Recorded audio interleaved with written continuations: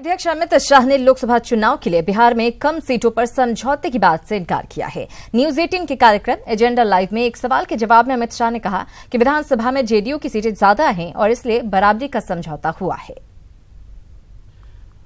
अमित जी, बिहार भी एक crucial state है। 40 सीट वहां से लोकसभा को जाती हैं। पिछली बार आपका प्रदर्शन वहां पे भी बहुत अच्छा रहा था, 22 सीट आप लेकर आए थे, मगर इस बार आप सिर्फ 17 सीट पर ही लड़ रहे हैं। आपने वहां पर नीतीश कुमार जी को काफी ज्यादा सीट कंसीड कर दी ना। ऐसा नहीं है। इसके बाद विधानसभा के चुनाव हुए, विधानसभा में नीतीश कुमार जी की जो सीटें हैं और हमारी सीटें, इसको टैली करो तो नीतीश कुमार जी ने कुछ हमें ज्यादा एडजस्ट किया है। तो आप ये नहीं मानते हैं कि आपने ज्यादा ना? जरा भी नहीं। देखिए, चुनाव धरातल पर होते हैं, सीटों का बंटवारा धरातल के आधार पर होता है, जनादेश के आधार पर होता है। बिहार में असेंबली का चुनाव लोकसभा के बाद हुआ। बिहार में जदयू की सीटें लोग असेंबली में हमसे ज्यादा है। और अमित शाह के बयान पर शिवानंद तिवारी ने कहा है कि नीतीश कुमार को बीजेपी रुझाने में लगी है। उन्हें डर है कि कहीं विधानसभा चुनाव से पहले फिर नीतीश कुमार पलटी न मार दें। नीतीश कुमार इन दिनों जिस तरह से स्टैंड ले रहे हैं, उससे लगता यही है कि वो कभी भी उड़ान भर देंगे। कुमार जिस ढंग से पिछले दिनों से स्टैंड ले रहे हैं, उससे साफ लग रहा है कि वो अपने आप को अलग दिखाने की कोशिश कर रहे हैं भारतीय जनता पार्टी से। जब भारतीय जनता पार्टी के अलायंस से उस समय अलग हुए थे तो उन्होंने यही तरीका जो है अपनाया था। अब भारतीय जनता पार्टी को अमित शाह को माने महसूस हो रहा होगा कि कहीं नीतीश कुमार फिर हमसे अलग मत हो जाएं, तो इसलिए अमित शाह जो कह रहे हैं उसके पीछे ही कारण है।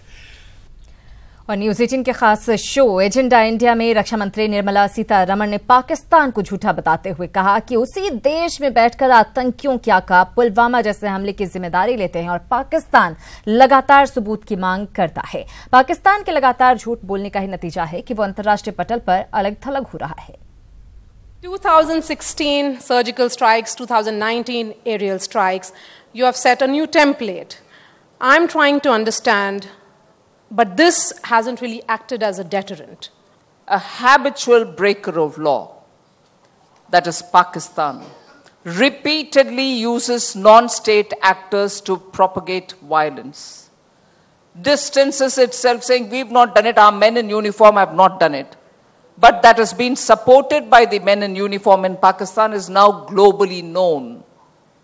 So, for a country which repeatedly violates international norms of bilateral relationship or interstate border related matters, you have a fact before you.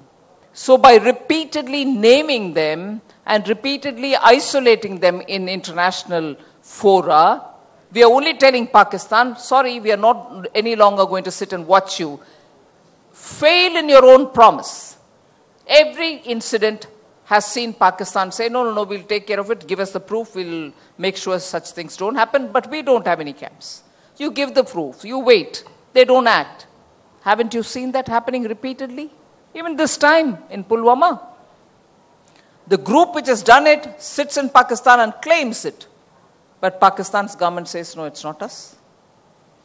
So, by repeatedly naming and also isolating them in the international fora, you're only making it obvious.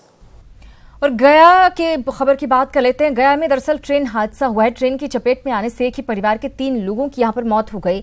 हादसा गया दीनदयाल उपाध्याय रेलखंड के Ismailpur station के पास हुआ। हादसे के शिकार लोग घोरारू थाना क्षेत्र के जनकपुर गांव के रहने वाले थे। बताया जा रहा है कि सभी लोग देर रात दीनदयाल उपाध्याय गया पैसेंजर से इस्माइलपुर स्टेशन पर उतरे थे और ट्रैक पार कर अपने घर की तरफ जा रहे थे, तभी सियालदह एक्सप्रेस की चपेट में आने से तीनों की मौके पर ही मौत हो गई। वहीं हादसे के बाद आक्रोशित लोगों ने इस्माइलपुर स्टेशन पर जमकर हंगामा किया, जिससे गया दीनदयाल रेलखंड पर ट्रेनों का परिचालन बाधित है। रेलवे प्लेटफॉर्म होता तो यह घटना नहीं होती, ये तय बात है। तो इनके मौत का जो मूल दोषी है वह रेल विभाग है, इसलिए रेल विभाग के ऊपर यह केस होना चाहिए और मृतक का जो एक परिवार को कम से कम नौकरी हो, सरकारी नौकरी हो, साथ साथ ये मुआवजा इनको मिलना चाहिए और आपदा घोषित होनी चाहिए, आपदा प्रबंधन का इनको मुआवजा मिलना चाहिए। उधर आंध्र प्रदेश में टुनी के श्री प्रकाश विद्या निकेतन में पढ़ रहे 9वीं के छात्र की संदेहास्पद मौत का मामला सामने आया है। मृतक छात्र शुभम समस्तीपुर के मथुरापुर ओपी के सारी गांव का रहने वाला था। छात्र की मौत की खबर मिलते ही घर में कोहराम मच गया है। मृतक छात्र की मां का कहना है कि शुभम 2016 से उस स्कूल में रहकर पढ़ाई करता था। शनिवार की रात 8 बजे स्कूल के प्रिंसिपल ने शुभम के सुसाइड करने की सूचना दी। शुभम की मां का कहना है कि हॉस्टल के एक छात्र के द्वारा उसे बराबर परेशान किया जाता था, जिसकी शिकायत शुभम ने अपनी मां और स्कूल के प्रिंसिपल से भी की थी। मृतक के परिजन का कहना है कि शुभम सुसाइड नहीं कर सकता था, बल्कि उसकी हत्या की गई है। मृतक के परिजन अब पूरे मामले की जांच के बाद स्कूल प्रशासन पर कड़ी कार्रवाई की मांग कर रहे हैं। आपको बता दें कि छात्र के शव का पोस्टमार्टम आज करवाया जाएगा।